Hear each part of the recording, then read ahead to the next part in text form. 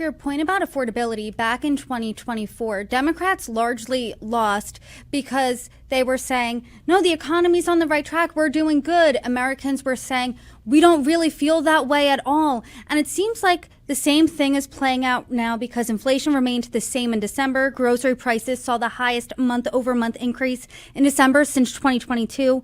But earlier this week, President Trump did say the Trump economic boom has officially begun. And he said he's going to be laying out plans to address the economy later. He said he's going to talk about bringing back affordability. He then caveats, though, and says affordability is something made up by Democrats.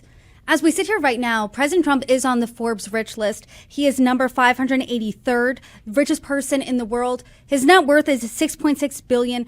Do you think that message that affordability is just a Democrat hoax, do you think that that's a little tone deaf?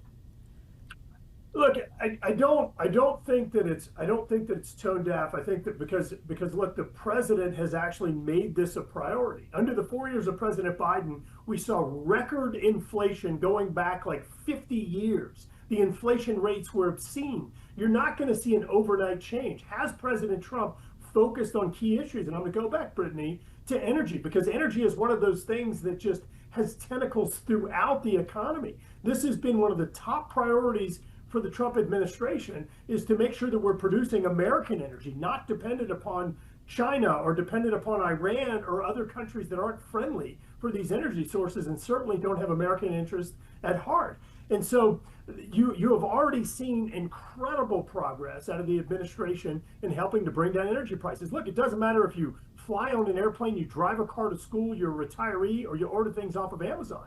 The lower energy prices helps to bring all of those things down and make them more affordable. Are there other areas where there need to be focus? Absolutely. But I think that to suggest that President Trump hasn't focused on affordability is simply inaccurate. And of course, you have to look at the economy that President Trump inherited, which was the worst inflation performance in modern history under the Biden administration. Record inflation rates. And of course, everyone predicted it because of the trillions of dollars in extra spending that was done under that administration, which cheapened the dollar, which drove up inflation. And now we're dealing with the consequences. I remember when President Biden termed the economy Bidenomics, and Democrats were like, no, don't do that. Don't put your name, don't attach to that, because no one felt good about the economy at that time. And President Trump said the Trump economic boom has officially begun. I think if you polled 100 Americans on the street, I don't think anyone would feel or say, hey, I feel this real economic boom. My wallet feels great, but I feel that prices are down. So do you think that that's going to hurt Republicans in the midterms? Well, look, this is certainly going to be top of mind for the midterms. The last numbers that I saw showed that payroll or earnings of Americans had increased beyond the rate of inflation. That means a net win for the average American. So that means that Trump policies are working, moving in the right direction. What happens in the midterms is that I think you're going to see a focus on healthcare by the Democrats. You're going to see a focus on affordability, probably by both parties. But something that I think Democrats have to be very careful about going into the midterm elections is effectively their ownership of President Biden.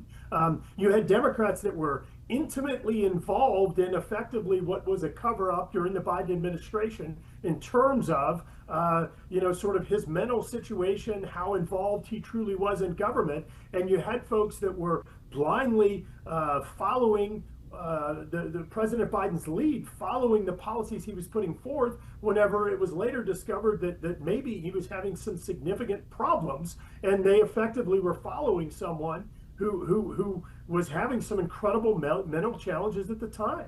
And I think that's going to come back to haunt Democrats in the midterm elections, because those were the very policies that created some of the worst inflation in modern history. Those were the policies that made us increasingly dependent upon China for energy and other critical minerals that President Trump is trying to unwind today.